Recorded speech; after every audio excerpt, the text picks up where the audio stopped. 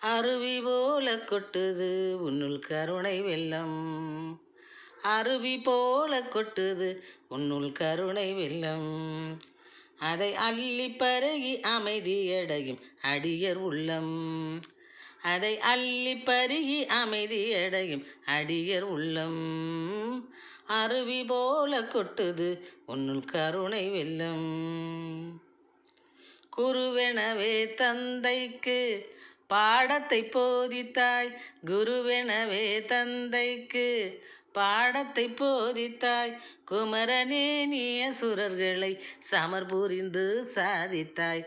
குமரனே நீ அசுரர்களை சமர்புரிந்து சாதித்தாய்.